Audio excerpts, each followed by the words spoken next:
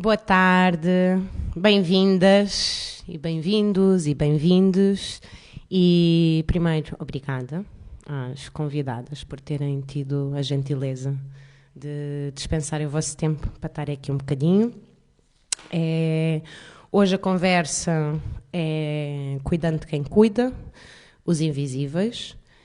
E temos como convidadas, eu vou apresentar brevemente a Rita Joana, a Raquel Maricate e a Daniela Araújo, e a mim.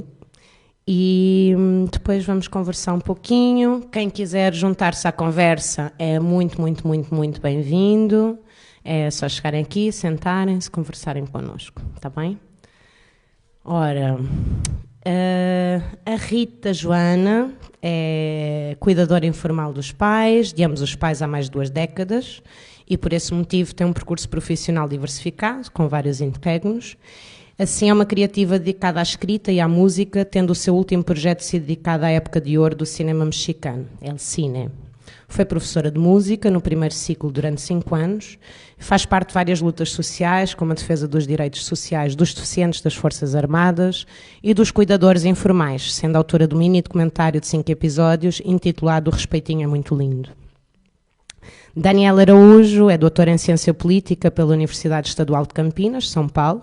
Atualmente é investigadora em pós-doutoramento no projeto Politics, sediado no SES, e é membro da coletiva de Corpos Insubmissos, Núcleo Antirracista de Coimbra e da Biblioteca Comunitária Casa Futuro, localizada no Brasil, além de muito mais coisas que eu sei.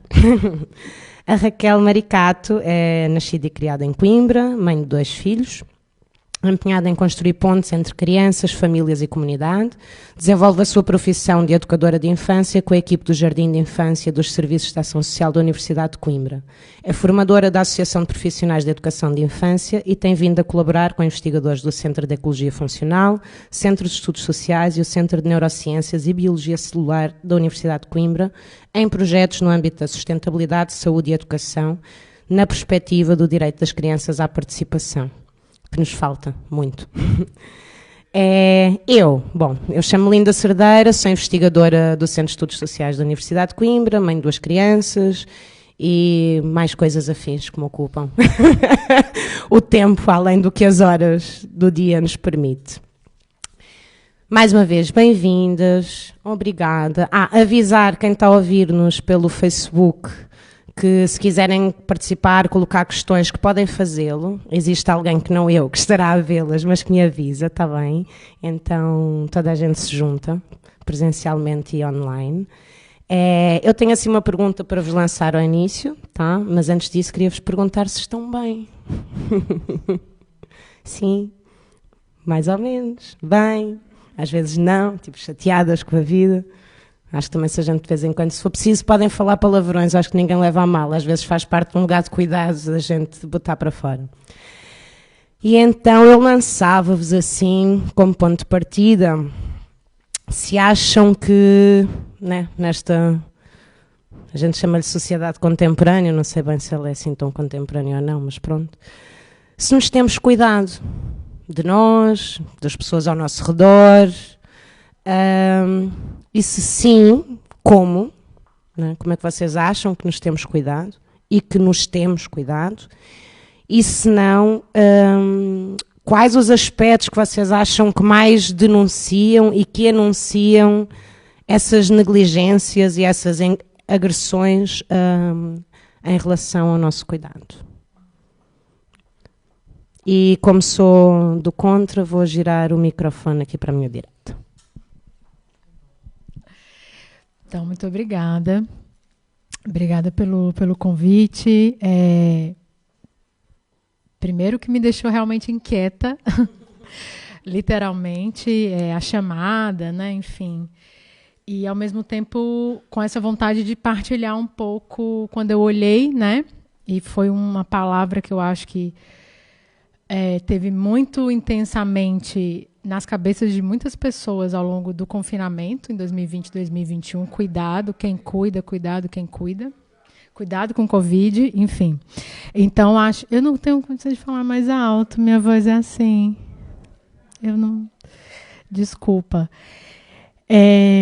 Melhor? Pronto, mas foi ele aí que Obrigada.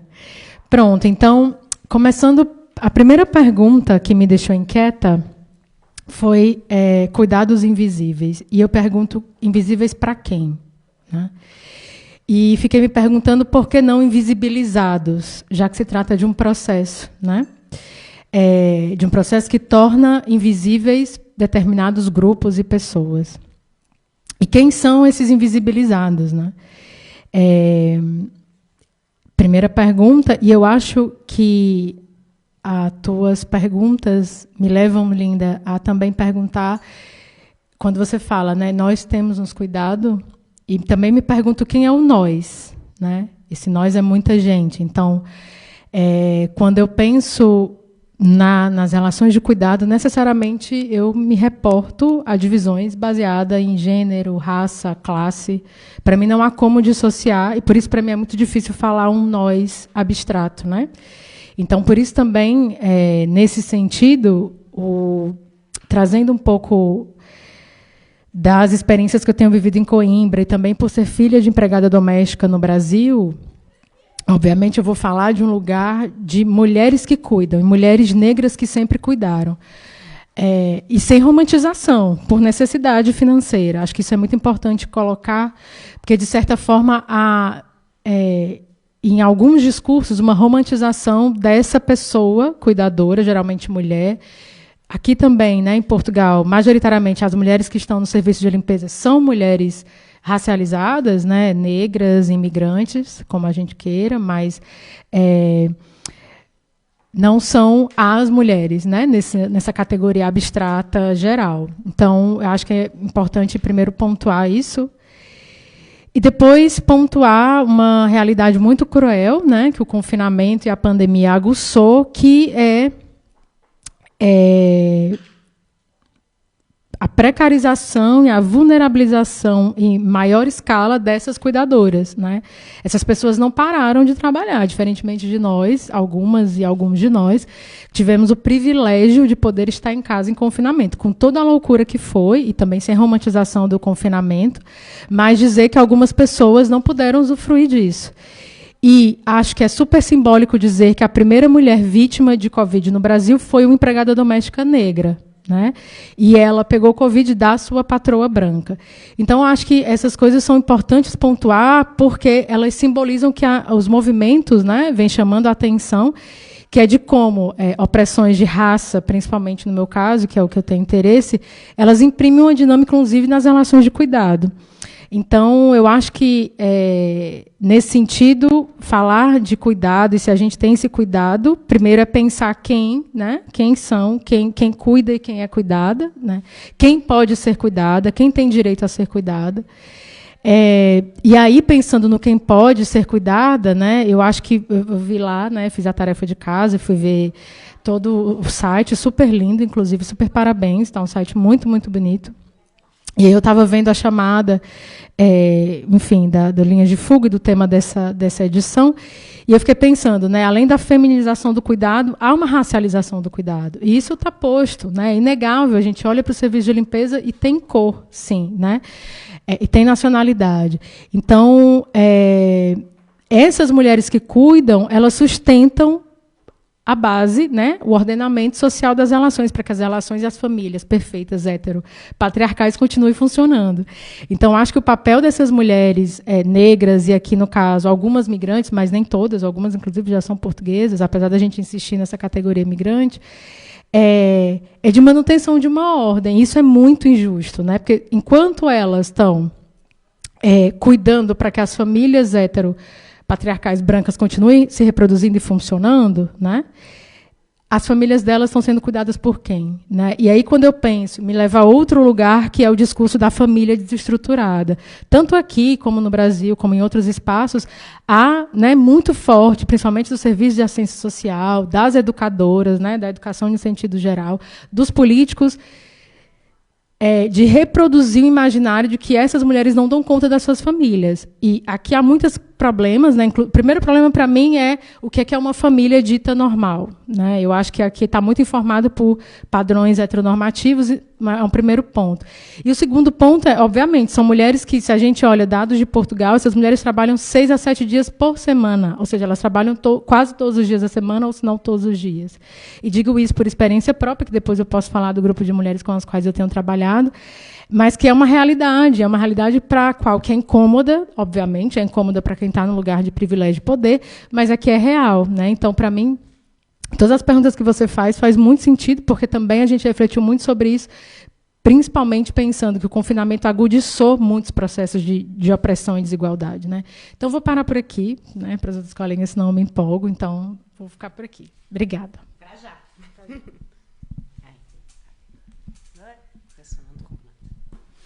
Olá, Raquel, obrigada também por me convidarem para estar aqui hoje. Se calhar fiquei um bocadinho surpreendida porque, efetivamente, como educadora de infância, estou mais habituada a ser convidada para falar sobre as crianças do que propriamente sobre mim ou sobre a minha perspectiva sobre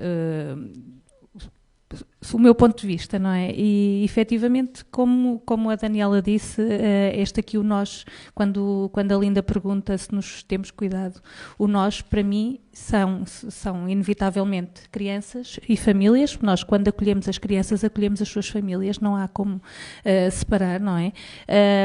Será escola, jardim, neste caso jardim de infância, e eu própria como pessoa que estou também neste sistema, não é? Isto é como a teoria geral dos sistemas, em que todos somos influenciados e todos nos influenciamos mutuamente. E, efetivamente, a Daniela trouxe para aqui o tema da pandemia e do confinamento, e as crianças também sofreram muito com esta questão. Para além do que falou das desigualdades, que isso é transversal, não é? As desigualdades, sem dúvida alguma, que se agudizaram. Os pais que ficaram em casa tiveram que ser pais e professores, e nós temos famílias que não têm as mesmas capacidades ou os mesmos recursos socioculturais para poderem ensinar aos seus filhos aquilo que muitas delas próprios também não sabem fazer, ou acontecer, como aconteceu com a minha filha de 10 anos, ter que ficar em casa sozinha a partir de junho para se ligar ao computador e ir às aulas, porque eu estava a trabalhar e o meu marido trabalhou a pandemia toda também. Portanto, as crianças foram, e nós o que sentimos com as crianças pequenas, principalmente, porque o teletrabalho foi um engano para toda a gente, porque o que se esperava quando as famílias com crianças pequenas ficavam em teletrabalho seria que teriam tempo para efetivamente estarem com os seus filhos e cuidaram dos seus filhos, mas as obrigações laborais não reduziram. E, em alguns casos, até as pessoas sentiam que, ok, eu estou em casa a trabalhar, portanto, tenho que não produzir as 8 horas do meu contrato de trabalho, mas não desligar, porque depois o que aconteceu muitas vezes, e até eu própria senti isso, é que nós não desligamos, não é? Porque o e-mail, as mensagens que nós lemos no nosso trabalho, quando fechamos o gabinete, ficam no e-mail do trabalho, ou deveriam ficar.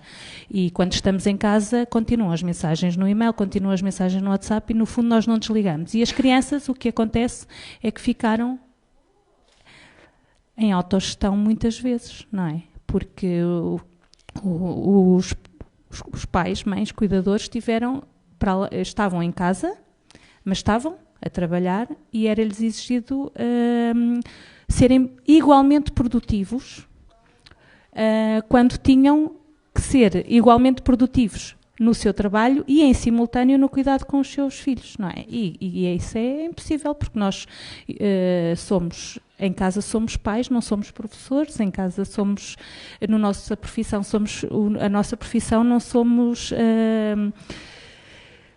em simultâneo, não é?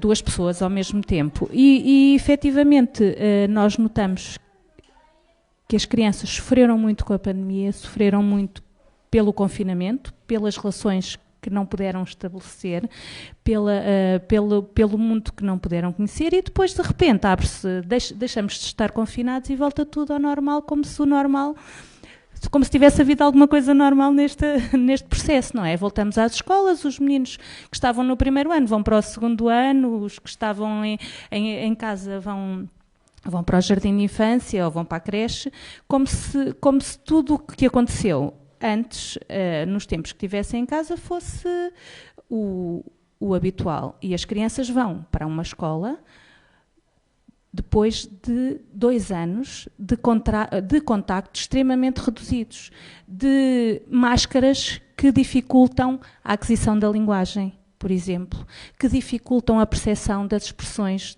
da linguagem corporal de quem fala connosco, de quem se expressa para nós, porque o nosso corpo também fala e as nossas expressões também falam, e nós precisamos de ler nos outros as reações dos outros, até pelas questões da empatia, que tem sido também algo que nos tem preocupado,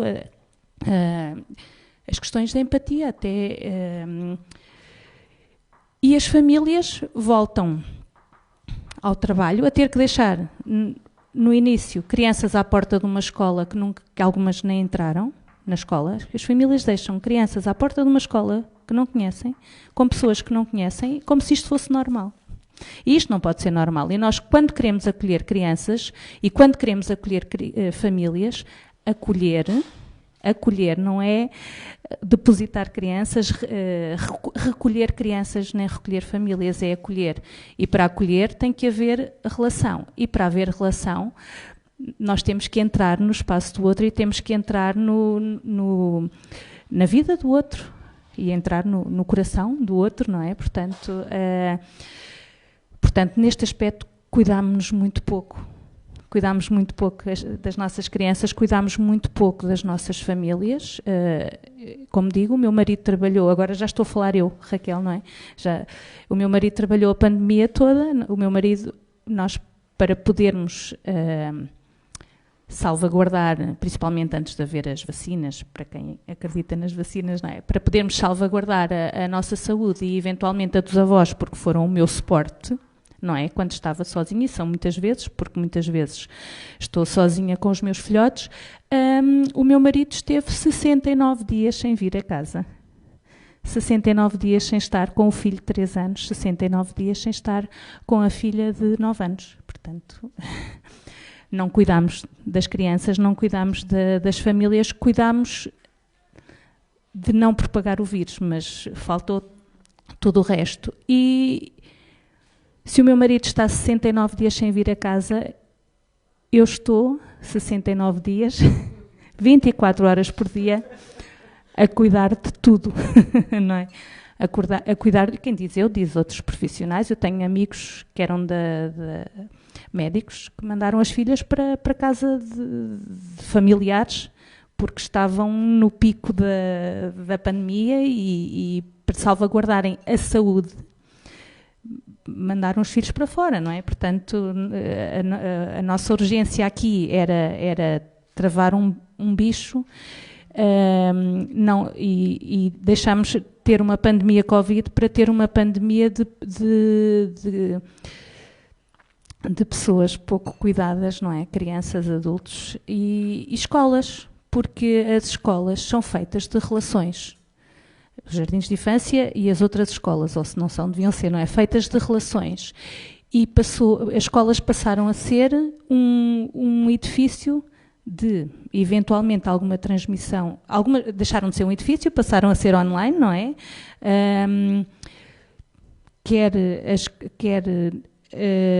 as crianças conseguissem estar X horas em frente ao computador, quer não conseguissem, era assim que tinha que ser, quer os professores conseguissem gerir estas situações, quer não conseguissem, quer as famílias tivessem recursos, porque inicialmente muitas famílias nem sequer tinham os computadores, a internet, os recursos. Portanto, a escola também não cuidou dos seus, não é? Portanto, acho que ninguém se cuidou, não é? Ninguém se cuidou. E depois, de repente, achamos que podemos voltar, estalar os dedos e voltar ao normal, ou voltar ao habitual, quando todos nós estamos diferentes e todos nós temos as marcas destes tempos que vivemos? Em primeiro lugar, agradecer o convite que me foi dirigido. Mais uma vez, o meu nome é Rita Joana e eu vou falar dos cuidadores informais. A pergunta foi se nós nos cuidamos, correto? Eu acho que é importante que nós falemos disto com algum pragmatismo. Ninguém se cuida. Ninguém se cuida por uma razão muito simples. Nós somos encarados pelo Estado e pela sociedade, e convencidos também a fazer isso enquanto indivíduos, como um produto. Portanto, se o nosso objetivo, se a nossa meta individual é produzir o mais possível, se a nossa ambição enquanto pessoas é explorar-nos o mais possível, não é? Seja em termos monetários, seja em termos intelectuais, seja em termos emocionais, nós andamos sempre aqui em contrarrelógio. Ainda há pouco estávamos a conversar que estamos num momento em que todos nos sentimos à beira de um ataque de ansiedade.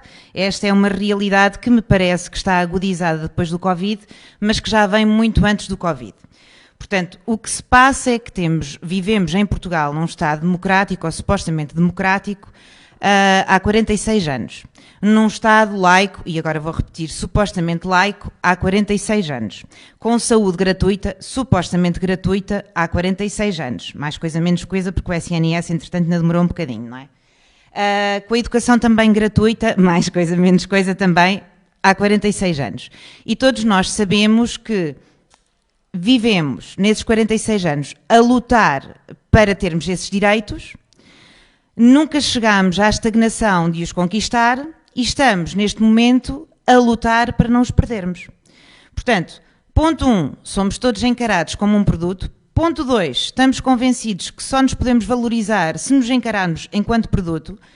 Ponto 3, estamos a perder tudo aquilo que nós achávamos que eram os direitos que estávamos a conseguir conquistar. Portanto, obviamente, não. Ninguém está a ser cuidado, ninguém está a cuidar, muito menos de si próprio. Depois já há aqui outra distinção que eu acho que é muito importante fazer. Há cerca de 5, 6 anos atrás, a palavra cuidador não fazia parte do léxico português. E isto é muito importante que se diga e que se repita até a exaustão por um motivo muito simples.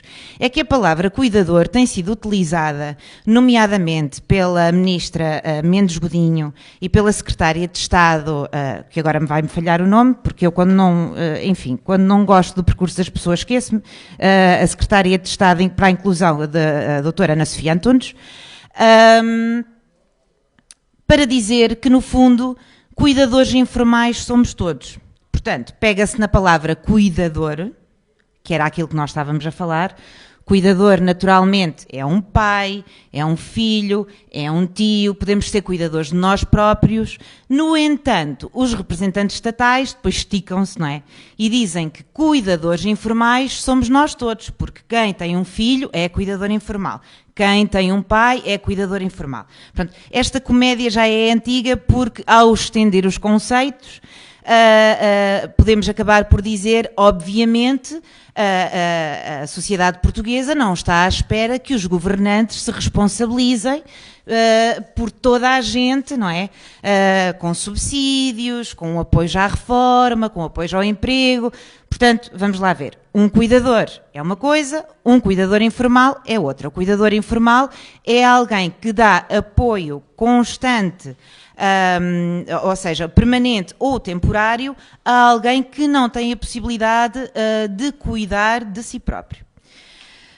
O que aconteceu durante a pandemia, mais uma vez, foi o agudizar de situações horripilantes que se vivem no nosso país, dentro de portas, portanto, na domesticidade de cada um, e dentro de instituições privadas altamente apoiadas pelo Estado. Estamos a falar, sei lá, assim de cabeça, não que eu pense muito nisto, mas nas Santas Casas, não é? Nas Misericórdias, nas CNIs.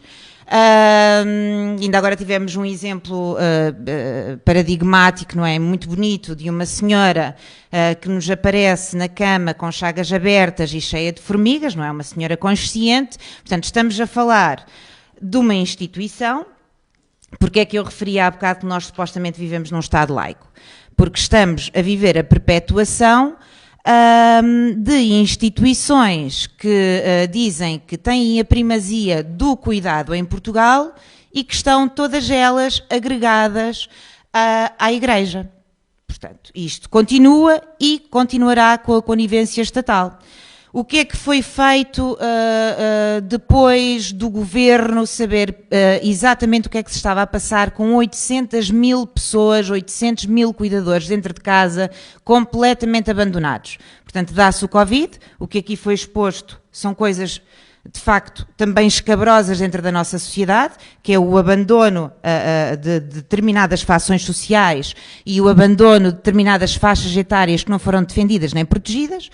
Mas estas 800 mil pessoas que já não tinham apoios pecuniários, que não tinham apoios de instituições que lhes dessem o que era necessário, portanto, apoio à saúde, apoio à educação, o descanso ao cuidador, leis que inclusivamente já estavam a sair, que já foram, já saíram no Estatuto do Cuidador Informal, portanto, neste momento, aliás, é preciso que se diga que o Estado está em incumprimento.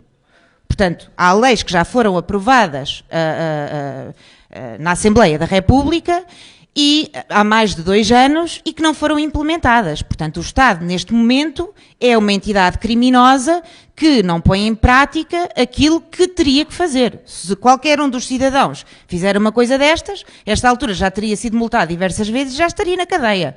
Nós, infelizmente, não fazemos isto. Também não percebo muito bem porquê, porque não somos meia dúzia, até somos bastantes, meia dúzia são eles.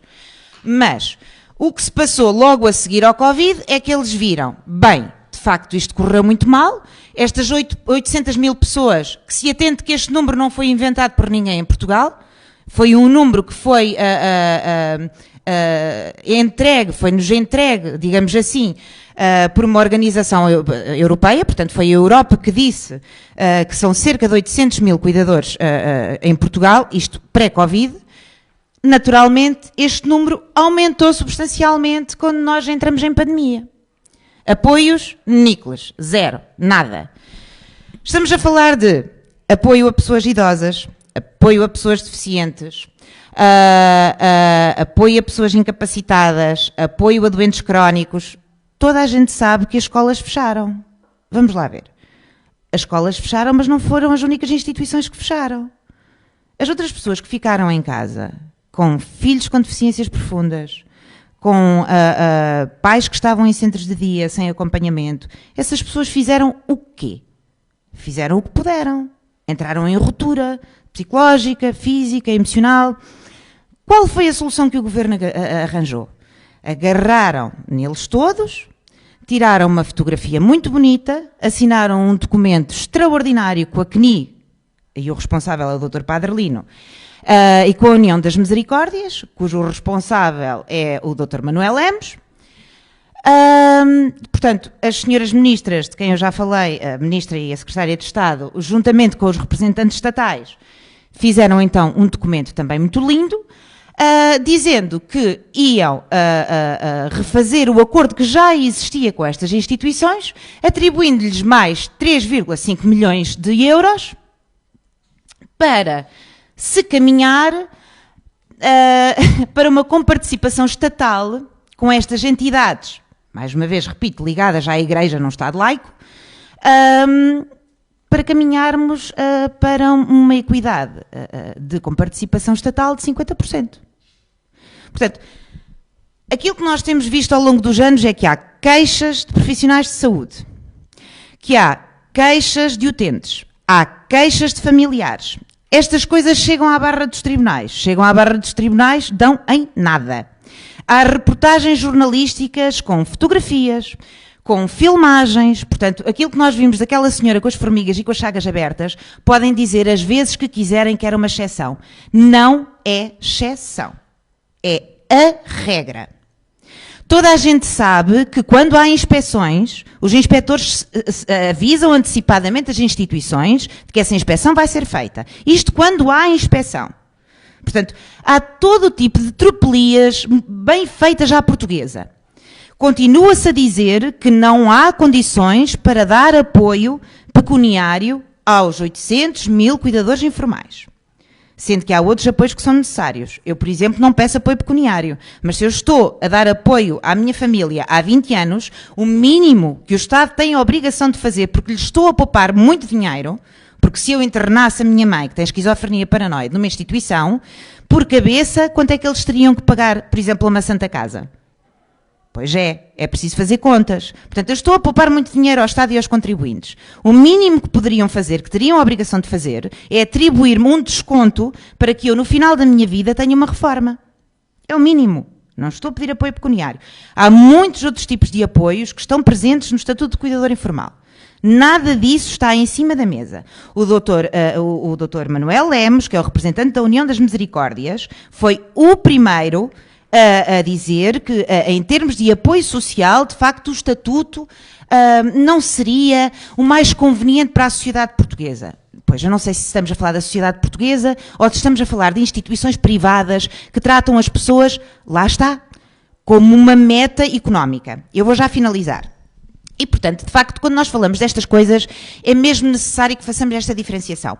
O cuidado, enquanto autocuidado, não está a ser posto em prática por diversas questões. Em primeiro lugar, por esta falta de representatividade social, que foi aqui falada logo inicialmente, naturalmente, não é? Esta representatividade social aparece também nos cuidadores informais, mais de 80% são mulheres. Essas mulheres são culpabilizadas, portanto, uma mulher que tem um parente doente na família é obrigada a cuidar. Deve ser esse o fito, a meta da vida dela. É uma mulher que não pode continuar com a profissão dela. É uma mulher que tem um desgaste físico e mental sem qualquer tipo de acompanhamento. E eu já cheguei a ouvir, inclusivamente, em várias tertúlias, digamos assim, recordo-me perfeitamente de uma, em que um diretor clínico de um hospital público disse que nós temos que começar a repensar a sociedade portuguesa e que não podemos estar sempre à espera que o Estado dê apoio e que se calhar temos que começar a voltar atrás no tempo em que havia uma pessoa por família que tomava conta da família. É claro que eu me insurgi e disse, não, o senhor não está a falar de uma pessoa por família, o senhor está a falar de uma mulher por família. E é precisamente isso que nós estamos a contrariar. Primeiro, ninguém é obrigado a cuidar de ninguém. Nós fazemos-lo com amor, mas por obrigação, porque não temos alternativa.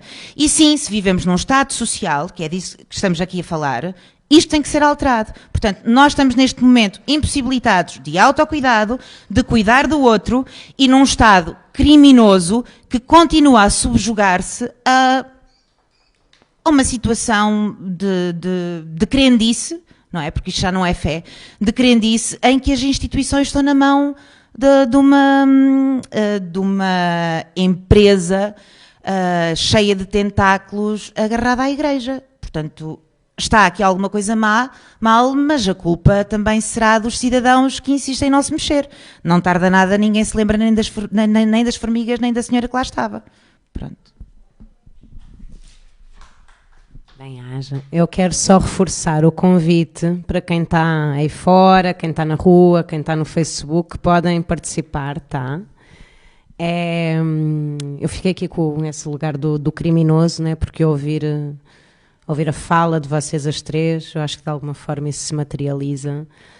E, não sei, gostava que a gente pensasse um pouquinho de onde é que vem esta nossa necessidade permanente de estarmos a fazer esta divisão de cuidado formal, não formal, de produtivo, não produtivo, né? De qual é a origem disso, o quão isso está relacionado com dois conceitos que me parecem, e tu quando trazes isso, Rita, da questão do uso agora do cuidado, né? Que ficou um bocado em voga, assistencialismo versus de cuidado, né?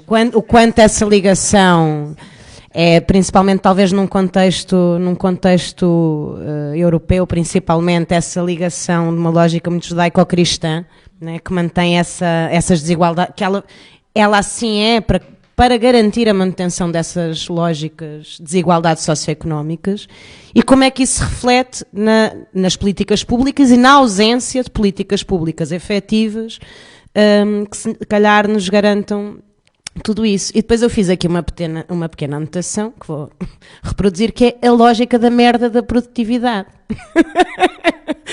Que é, o que é que nós estamos a falar? E eu agora provocava-vos um bocadinho nesse sentido, o que é que nós estamos a construir, não é? Construir-nos enquanto seres individuais e seres coletivos, porque, pelo menos na minha opinião pessoal, uma coisa é impossível dissociar da outra, não é? O que é que estamos a construir? Para onde é que queremos ir?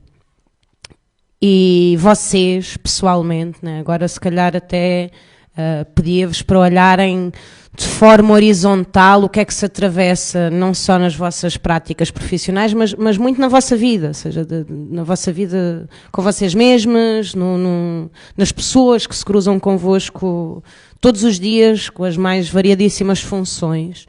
O que é que estamos a construir, ou o que é que gostaríamos de construir, como é que de facto a gente bate o pé e ressignifica este conceito de cuidado real, né, num lugar real. Só dar aqui uma pequena achega, porque de facto ao fazer esta diferenciação de cuidador informal com os restantes cuidados ou cuidador, não é? Não estou a querer criar uma cisão. É que houve aqui inclusivamente uma tentativa interessantíssima, achei interessantíssimo, da parte de outras entidades privadas de criar uma grande balbúrdia relativamente ao conceito de cuidador informal e de cuidador formal. Ora, o cuidador formal, estamos a falar de quem? Dos profissionais de saúde. O cuidador formal, sim, mas como não estamos só a falar entre nós, não é? Pronto. O cuidador informal é alguém que inadvertidamente se apanhou nesse papel e que, portanto, não tem qualquer tipo de apoio. Pronto. E essas pessoas que têm interesses económicos profundos relativamente a esta situação, tentaram, inclusivamente, colocar os profissionais de saúde contra os cuidadores informais ou os cuidadores informais contra os profissionais de saúde. Portanto, isto é uma cisão que essas pessoas tentaram fazer, mas lá está, isso foi uma tentativa inglória, estamos aqui todos, aí sim, no mesmo barco, a tentar encontrar uma solução que socialmente seja viável, naturalmente.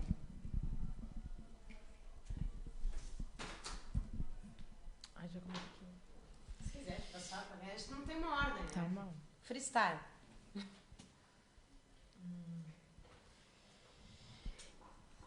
Eu fui, assim, pensando sobre a nossa conversa, né?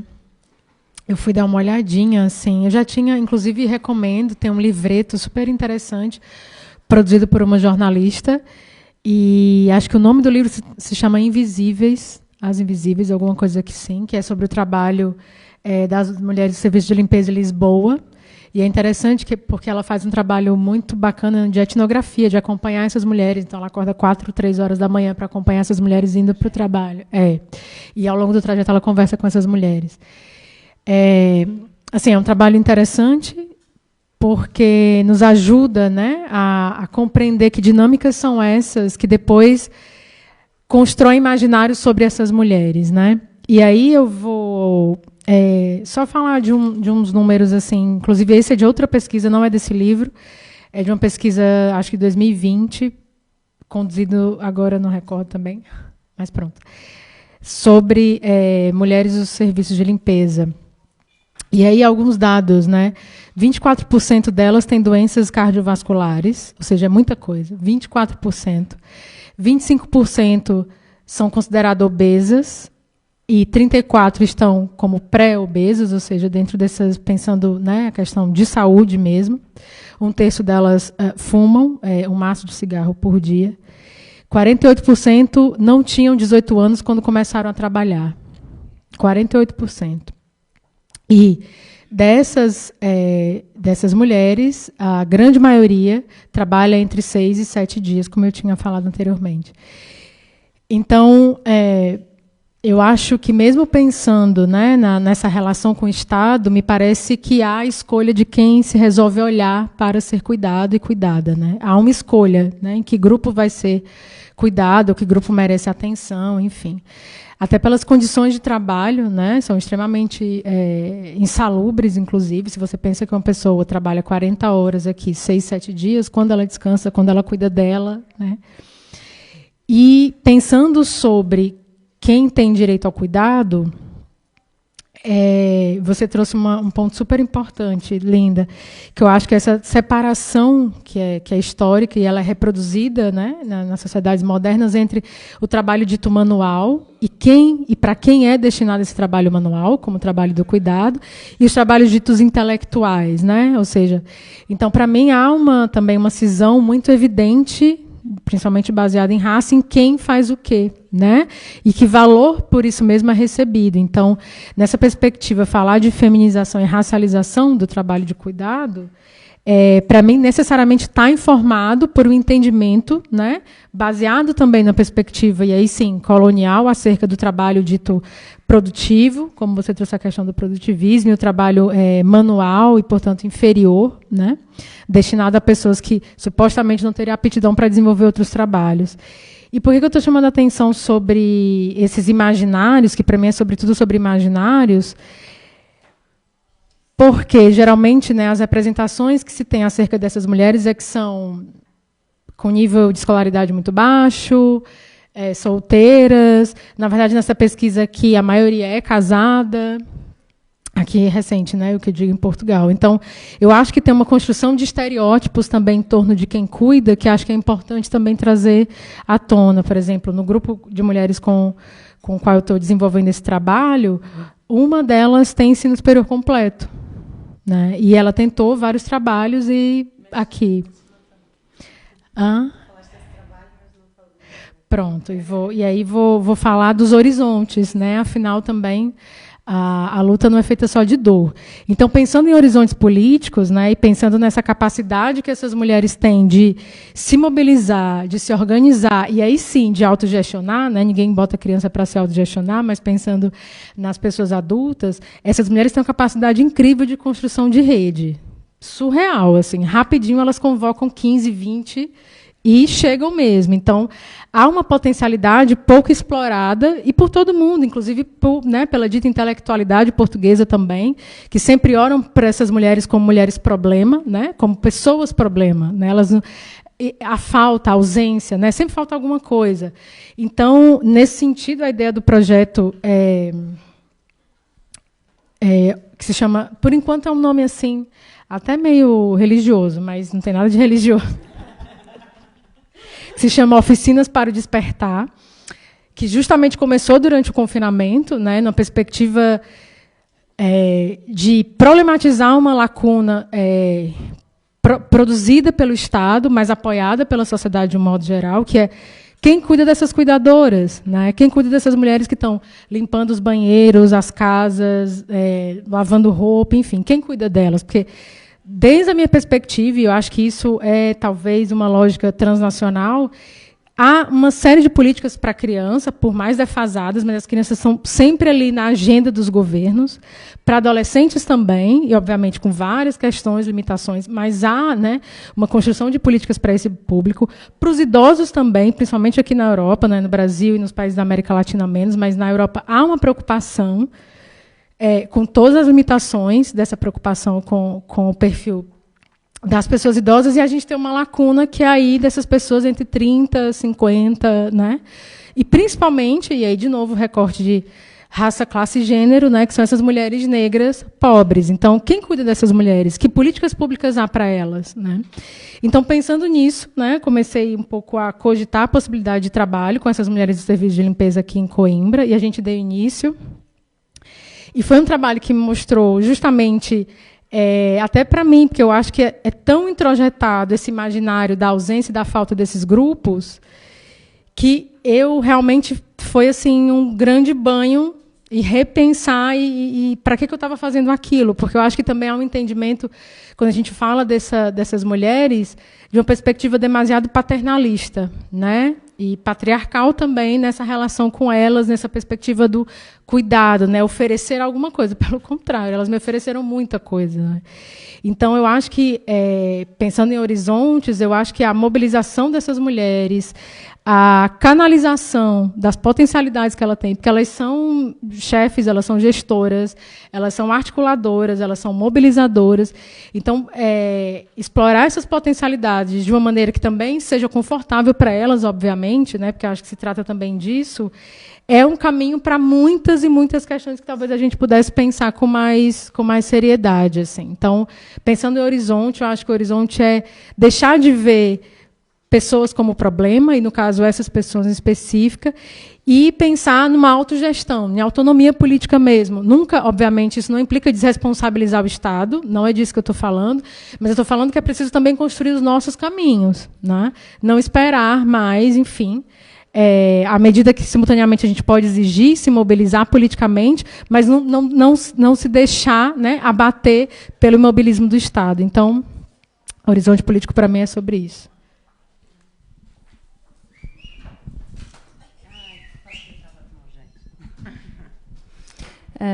Falava-se aqui há pouco do assistencialismo, e as misericórdias foram criadas no reinado da Dona Maria, não é?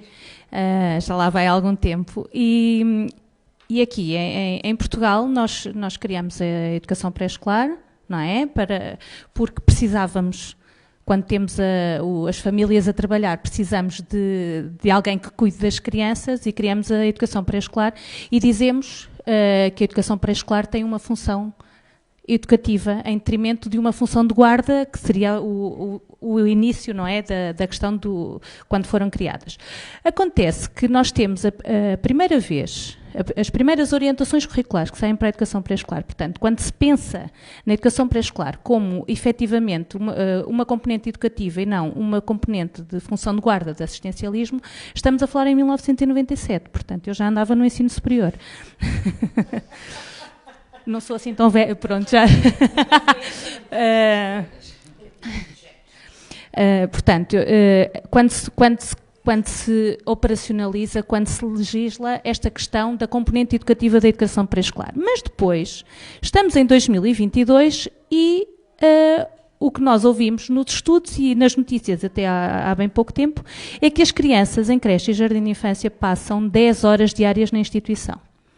Não é? Quer dizer, deixou de ser função de guarda, é função educativa. Temos umas orientações curriculares que surgem em 97, que foram revistas em 2016, em que vem explícito que há uma ligação íntima, nestas de 2016, entre o cuidar e o educar, e depois o que nós temos na realidade são crianças que passam 10 horas nas instituições. Os adultos trabalham, em teoria, não é? Porque depois também há nuances, não é? Mas um horário de trabalho de um adulto são 7 horas ou 8 horas, não é? E estamos a falar de crianças, bebés, não é? Crianças a partir de 1 ano, quando acabam as licenças, quando as famílias as podem tirar da amamentação e do aleitamento, 10 horas diárias nas instituições. E ouvimos notícias esta semana que o Governo até acha que é preciso aumentar as horas letivas da educação pré-escolar. Não, o que é preciso é que as famílias tenham tempo para ser família, não é? E notícias como o nosso primeiro ciclo do ensino básico, portanto, o que as pessoas conhecem vulgarmente como escola primária, tem a componente letiva mais pesada da Europa. Mais horas na Europa. Portanto, não, nós não temos que aumentar as horas no pré-escolar. Nós não temos que ter, como vemos, também apareceu-me no Google, no feed de notícias, instituições a abrir às 5h30 da manhã e a fechar às 10h30 da noite. Se estamos a falar de instituições educativas, isso não é uma instituição educativa, isso é uma instituição assistencial em que está a servir os interesses dos adultos e não das crianças. E dos adultos também não será nem dos pais nem das mães. Será de quem precisa que estas pessoas sejam produtivas às 5 da manhã e às 10 da noite. Portanto, aqui quando...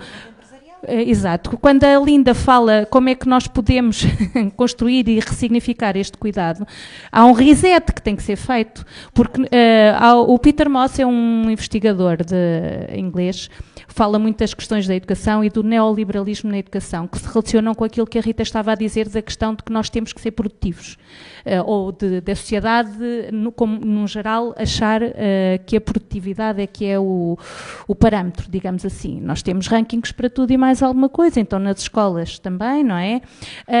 E isto é o chamado neoliberalismo que chega também à educação, que o que nós precisamos é que as crianças tenham muitas horas, porque se tiverem muitas horas vão ser super, hiper, mega, não sei muito bem o que é, e a certa altura damos por nós, famílias, a pensar que o que nós queremos muito é que os nossos filhos sejam muito bons alunos, que tenham muito bom emprego, quando devíamos pensar que o que nós queremos é que os nossos filhos sejam felizes e que sejam crianças primeiro, não é?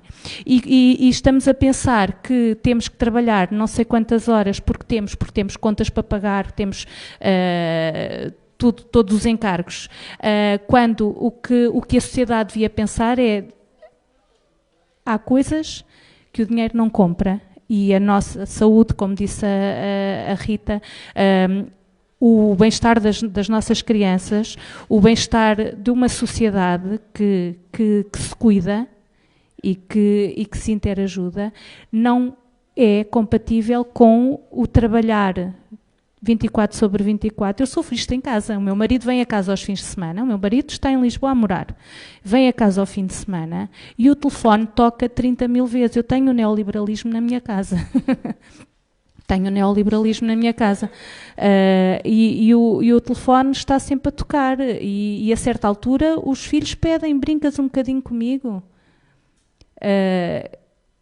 O que é que nós andamos a fazer?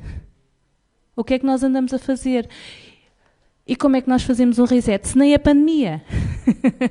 Se nem a pandemia resolveu isto, não é? Só agudizou os problemas. Agora, como é que nós podemos, em consciência, ficar tranquilos, nós, sociedade, pais, mães, mas também sociedade, quando nos dizem que o que é importante é que estas crianças, para além destas horas diárias, passem mais. Porque se vamos aumentar, se temos uma ideia de aumentar os horários e as horas letivas e as cargas letivas, 10 não chegam. Há coisas que se passam com as nossas crianças que, se dissessem a um adulto, as pessoas que caíam o Carmo e a Trindade, também voltamos aqui às coisas religiosas, caíam o Carmo e a Trindade, não é? Se dissessem a um adulto: a partir de agora os horários de trabalho não são 8 horas, são 10, as pessoas passavam-se, mobilizavam-se e iam à luta, não é? Mas nós achamos perfeitamente normal que as crianças estejam a estas horas, não é? Coitadinhos, não é? E ainda bem que têm educadoras de infância porreiras e tal, algumas e tal. E não é? Quando as pessoas estão desesperadas e as crianças estão desesperadas, e quando as pessoas perdem a cabeça é porque a certa altura as pessoas já não têm a sanidade mental para cuidar de si próprias, como disse a Rita, quanto mais de quem está ao seu cargo. E efetivamente, as famílias destruturadas, não sei se existe, mas o que existe, no fundo, são pessoas quebradas, não é? Pessoas quebradas que chegam ao fim do dia e já não têm energia para nada e têm crianças a seu cargo e, a certa altura, já não conseguem lidar de forma correta com os seus filhos, de forma assertiva, e a certa altura estamos a fazer aos nossos filhos aquilo que nunca admitiríamos que se fizesse a um adulto. Estamos a gritar, e eu nunca admitiria no meu emprego, ou no meu grupo de amigos, ou no café, que chegasse uma pessoa ao pé de mim a gritar, não é? Nunca admitiria que chegasse uma pessoa ao pé de mim, porque eu digo uma coisa que não lhe agrada, que me dessem um bufetão, não é? Portanto, nós não admitimos isto para os adultos. Nunca admitiria que o meu patrão me dissesse: a partir de agora tens de trabalhar 10 horas pelo mesmo ordenado. Portanto, isto aos adultos não admitimos, ninguém admitiria. Mas às crianças é tudo possível.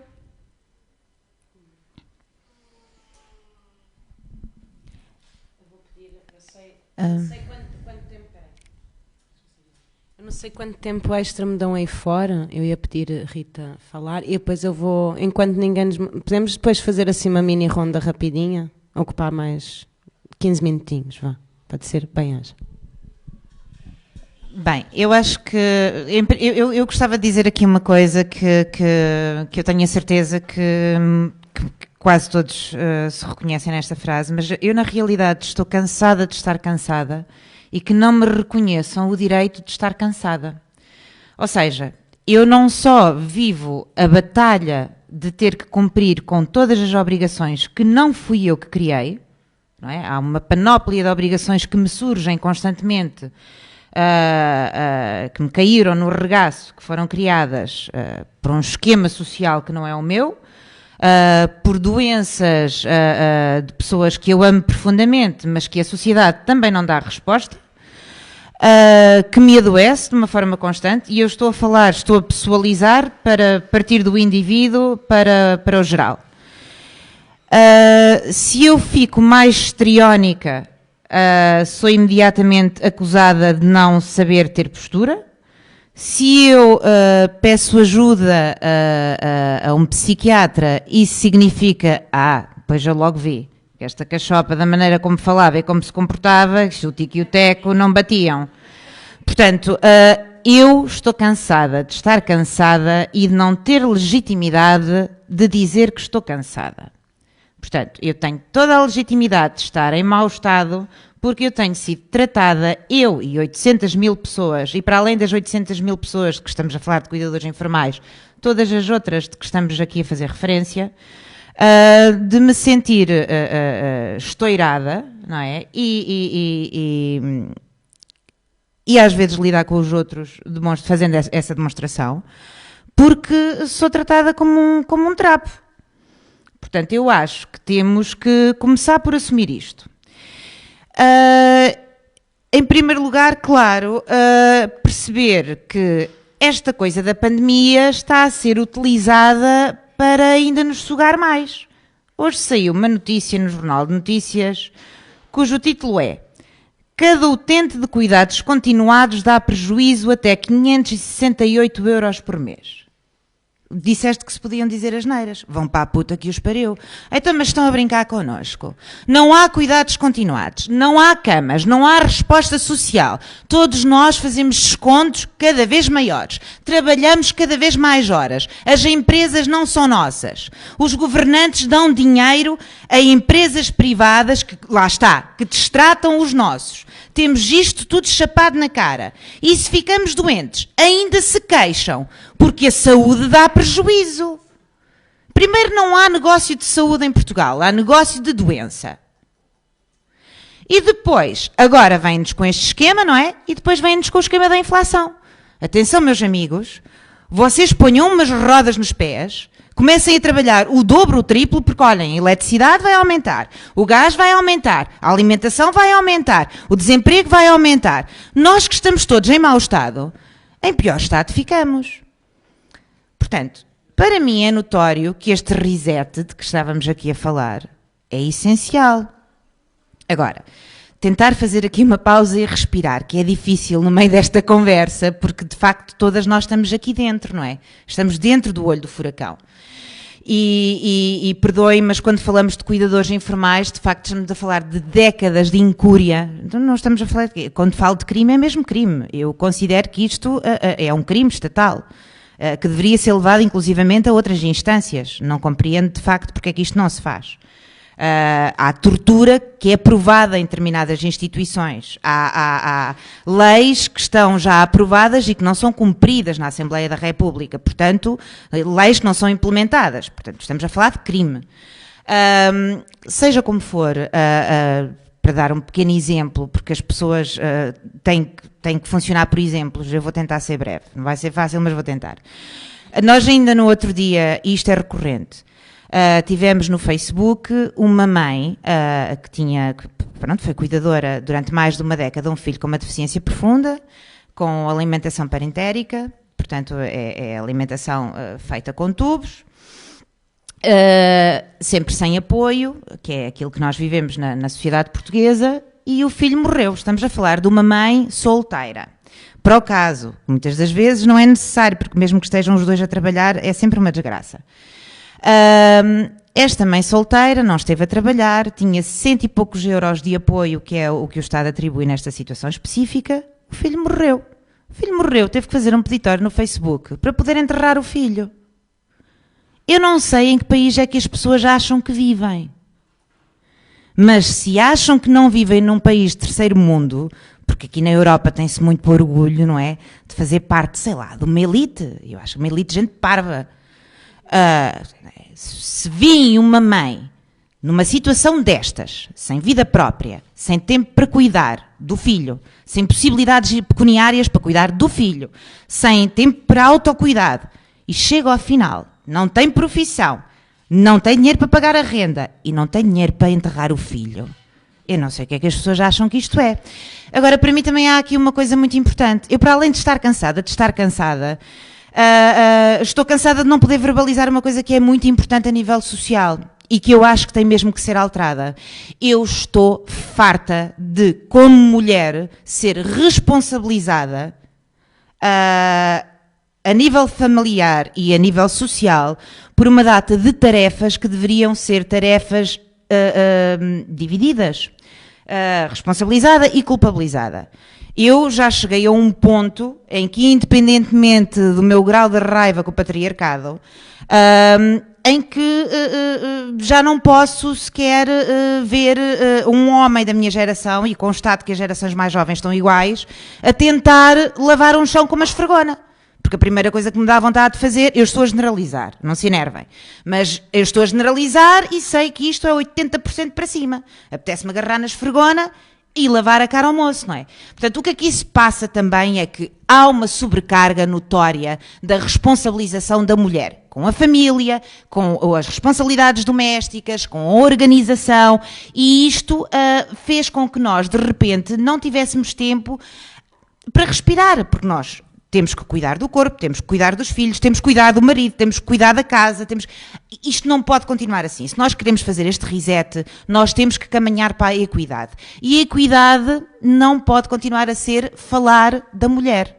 Tem que ser educar o homem. Eu lamento se isto fere suscetibilidades, mas de facto o homem tem que aprender a fazer as tarefas que parece que são intuitivas na mulher. Não pode continuar assim.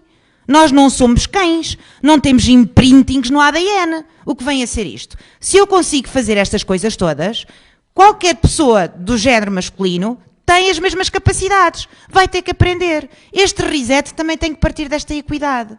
Se ela não existir, se nós não caminharmos também para aí, se não fizermos essa educação, por mais que falemos, nós vamos continuar a viver desta forma, com uma saturação, na minha ótica, muito mais pendente para o feminino. Haja, Rita. Bom, Tatiana, acho que quer ali fazer uns comentários rapidinho, pedia que fosse breve, que depois eu tenho aqui um último comentário para vocês, assim daqueles bem rapidinho, tá bom?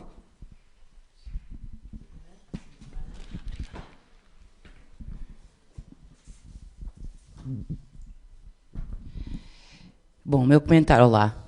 Eu acho esta mesa é uma mesa de excelência.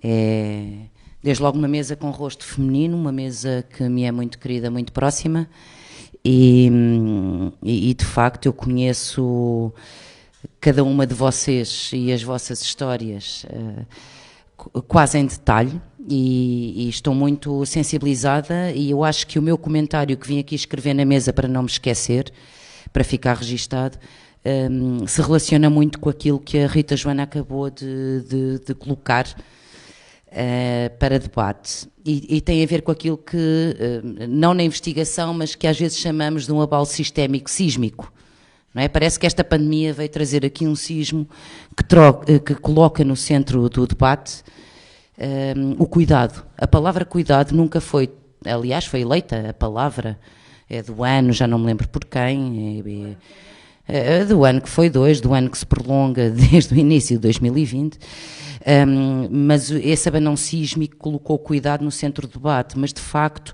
nós que a partir da investigação e de projetos de alguma intervenção trabalhamos por sociedades com maior justiça social e sociedades feministas e sociedades mais igualitárias. E eu olho para a Linda, porque a Linda trabalha na equipa, como a Dani trabalha na equipa, e as pessoas a partir do SES e de outras instituições, trabalhamos a partir da ótica das masculinidades. Mas trabalhamos da ótica das masculinidades a partir de um ponto de vista, lá está, feminista. E isso significa que temos que ser, às vezes, cínicas nas investigações que fazemos. E o que me inquieta ao longo talvez do último ano e meio é o conceito de cuidado ter sido trazido para o centro do debate e da proposta de agenda pública e política, porque de facto incomodou os homens. Ou seja, a pandemia fez com que os homens ficassem em casa pela primeira vez. A pandemia fez com que os homens fossem confrontados pela primeira vez com a necessidade de passar 24 horas sobre 24 horas, quando não estavam ausentes, Raquel, com as pessoas a seu cargo. Sejam pessoas que são filhas, sejam pessoas que são pais, sejam pessoas que são membros da família e outras pessoas. E eu acho que é isso, de uma forma crítica, que fez com que o cuidado estivesse no centro da agenda de debate científico, que se fizessem vários projetos de investigação sobre a percentagem de tempo e aumento do tempo de dedicação ao cuidado por parte de homens, e significou que o cuidado enquanto conceito, enquanto prática, saíssem da invisibilidade. Já não falo do debate das cuidadoras informais, porque de facto devemos colocar o género certo no debate. Além disso, falámos, além do cuidado, começou a ser centro da agenda de debates o autocuidado. Portanto, os homens não se autocuidavam, os homens morriam mais de Covid, as mulheres eram mais infectadas. A questão do autocuidado passou a ser uma prática, um conceito no centro do debate teórico, científico e político. Ou seja, o confinamento trouxe-nos a obrigatoriedade de falar sobre um tema invisível. Nós agora falamos um pós-pandemia, não estamos em pós-pandemia, mas estamos na tentativa de reposição de uma normalidade que eu considero como uma tentativa de reposição de relações de poder. E isso significa que há uma tentativa de saída da ocupação dos espaços do cuidado à força toda. Significa que a ocupação dos espaços de cuidado impostos incomodaram de facto as pessoas e a sociedade, porque incomodaram quem detinha o poder. E quem tinha o poder eram os homens, certo? E isto incomoda-me profundamente quando falamos em políticas de flexibilização em relação às pessoas de quem cuidamos. Temos, de facto, ou seja, por um lado dizemos, temos que olhar para a pandemia como um período, um momento de abertura de portas, de novas políticas públicas, de flexibilização e de conciliação da vida familiar, pessoal, profissional, de flexibilização, por exemplo, para quem tem filhos e filhas a cargo até aos 12 anos de trabalho virtual. De facto, esta flexibilização significa a saída de novo para o espaço público de homens e a flexibilização e a permanência em casa das mulheres de novo. O que a pandemia trouxe foi a obrigatoriedade de estarem todos e todas em casa. E, portanto, eu acho que no debate de cuidar de quem cuida, é essencial, e vocês trouxeram aqui hoje, uma abordagem de género dessas práticas do cuidado, e o facto do confinamento imposto, ou seja, de permanecermos em casa de forma obrigatória, incomodou de facto quem não cuidava e quem acumulou 2, 3, 4 jornadas de trabalho, formal, informal, remunerada, não remunerada, e esta tentativa de reposição de normalidade, e este é o meu comentário, a minha questão, ou deixo para debate, esta tentativa de reposição da normalidade é, na minha análise, na minha percepção, naquilo que temos percebido, uma tentativa de reposição também daquilo que são as relações de poder existentes no pré-pandemia. E daí o ser tão apressado, o colocarmos na agenda pública, o debatermos os conceitos, é uma tentativa de reposição da normalidade, mas de relações de poder, porque incomodou alguém.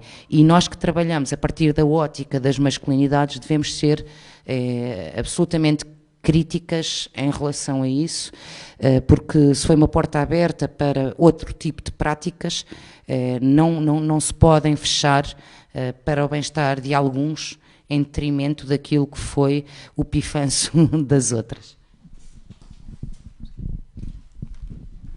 Bem-aja, Tatiana. E eu pego... Bom, nós temos assim agora uma ronda muito rápida. Só para mencionar uma coisa que eu acho que nos esquecemos de referir, né? Tu e as pessoas sozinhas. Não tem filhos, não tem avós, não tem pais, não tem isto, não tem amigos, não tem... Né? Onde é que essas pessoas estão, né? Onde é que está o cuidado na vida delas? E ouço-nos falar aqui, né? E eu parece-me, e pegando um pouco no que a Rita dizia, questão da saúde, mas o que é que nós estamos a encarar como saúde, né? Tatiana referiu-se agora, o que é saúde?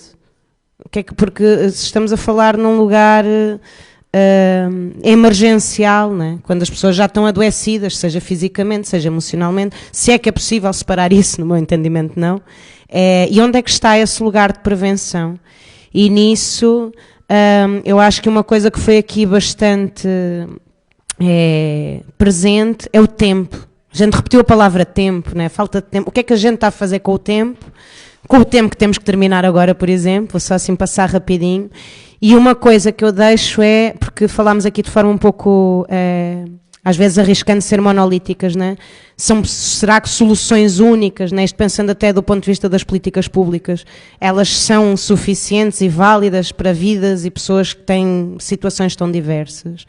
E como somos pessoas que se calhar as nossas lutas começam a partir do lugar dos desafios, mas eu acho que o que nos continua a mover nelas é um lugar de otimismo e de positivismo e de falar coisas boas, assim, muito rapidamente, 3, 4 palavrinhas a cada uma, mesmo, 30 segundos a cada uma, que dicas, que coisas boas deixariam para nós todas, para nós mesmas, para as outras pessoas que estão aqui, para quem nos ouve, que dicas de como a gente se sentir um pouquinho mais cuidada.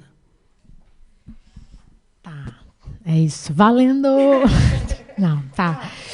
Bom, primeiro eu vou só fazer uma correção em relação ao trabalho, né? Minha perspectiva de trabalho, aí dialogando com o que a Tatiana colocou, é de pensar a raça como central. Então, obviamente, a discussão sobre masculinidades ela entra como um apêndice dessa discussão. Então, raça para mim é muito central e para mim ela organiza relações. Minha fala foi um pouco para trazer, né, essa fotografia de como raça organiza relações sociais, relações de poder e conflito, incluindo, obviamente, a construção do que é ser homem. Não tem como fugir disso. Então, colonialismo e racismo, para mim, formam também o que é ser homem, o que é ser mulher, e a quem se destina a determinados papéis.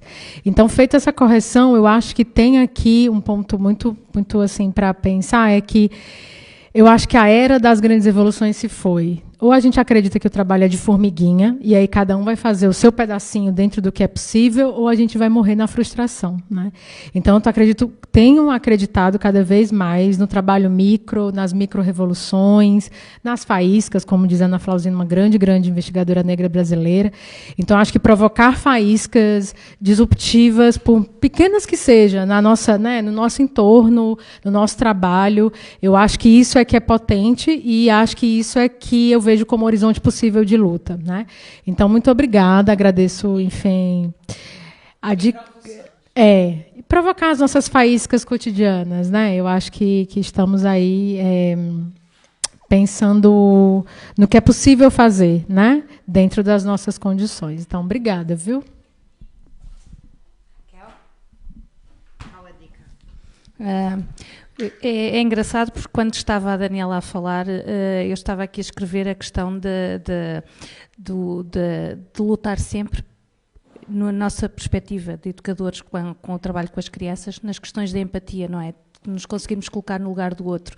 E o quão difícil isto é e quão trabalho de formiguinha isto é, porque nós estamos a trabalhar num sentido que é a antítese daquilo que nós vimos que a sociedade nos leva a fazer, não é?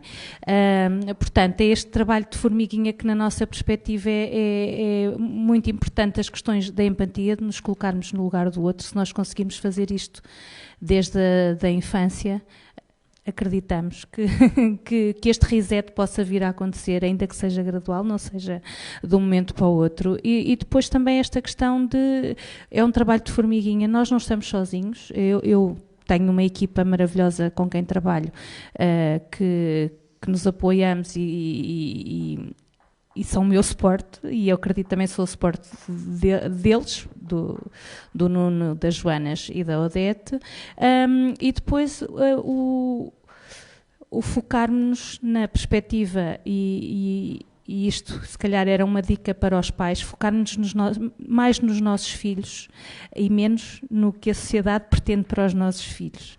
Focarmos mais neles, olhar para eles, escutar com o corpo todo. Escutar com o corpo todo, não é só com os ouvidos, não é só o que eles nos estão a dizer, é com o corpo todo, é ver os sinais que eles nos mandam, escutar com o corpo todo, escutar os nossos filhos, porque eu tenho a certeza que se perguntarmos aos nossos filhos se eles querem ser muito bons a alguma coisa ou se querem ser felizes, eles vão querer ser felizes. Bem, então, para o autocuidado, não façam, isto é, normalmente em casa, e nós já sabemos que o paradigma familiar é aquele que nós conhecemos, maioritariamente, por mais que nós tentemos agora implementar novos paradigmas familiares, o núcleo familiar que conhecemos em Portugal tem uma estrutura muito enraizada ainda. E voltando àquilo que eu disse há bocado, eu estou cansada e vocês estão cansadas. Primeira regra do autocuidado. Passamos a vida a dizer, eu tenho que fazer porque mais ninguém faz. Mais ninguém faz, também não façam. Nós temos que começar por aí. Por cada vez lá em casa alguém que tem fome. Tem fome a primeira vez ao jantar. Não há jantar. Eu não estou a falar dos filhos, vocês já perceberam. Tem fome a primeira vez ao jantar. Não há comida. A segunda vez, não há comida. À terceira vez, alguém se há de lembrar de ir ao Google ver como é que se faz arroz. Pronto, primeira dica de autocuidado. Não façam. Segunda dica, não calem. Que isto é outro hábito muito português que nós temos, não é? Ai, eu não vou passar por histérica. Eu já sou mulher, não é? Já tenho aquela voz que fica aguda quando eu me irrito. Não posso entrar por ali adentro, principalmente se tem alguém no hospital, vou agora berrar com o senhor doutor. Berrem. Portanto, não calem. Se alguma coisa está errada, se algum dos vossos não está a ser bem cuidado, se vocês veem que há alguma coisa que não é apenas intuitiva, mas que notória e categoricamente está incorreta, têm livre de reclamações e têm boca. Portanto, não calem. E a terceira, que também é muito importante, eduquem-se para a codependência. Vocês podem neste momento ser cuidadoras, podem ser mães, podem ser esposas, podem ter um papel qualquer, mas a realidade é que vocês têm que se educar para a codependência, porque a qualquer momento o corpo ou a mente vai falhar. E se vocês mantiverem esta estrutura de que são a base de tudo, vocês estão a criar ineptos no vosso núcleo familiar e estão a criar pessoas que vão ser sempre incapazes de vos ver como alguém que necessita de auxílio, que necessita de apoio e vão ser incapazes de o aceitar. Portanto, para mim, estas são as 3 regras. Não façam, não calem e eduquem-se para a codependência. Que maravilha. Bem-haja as 3, Dani, Raquel, Rita, assim, que maravilha. Eu sei que a gente ia ficar aqui assim, agora mandavas vir umas cervejinhas e ficávamos aí até às tantas, né? Bem-haja a todas as pessoas que estiveram connosco, aqui na rua, quem esteve no Face, e acompanhem até à próxima conversa. Uma boa noite. E cuidem-se. Beijinhos.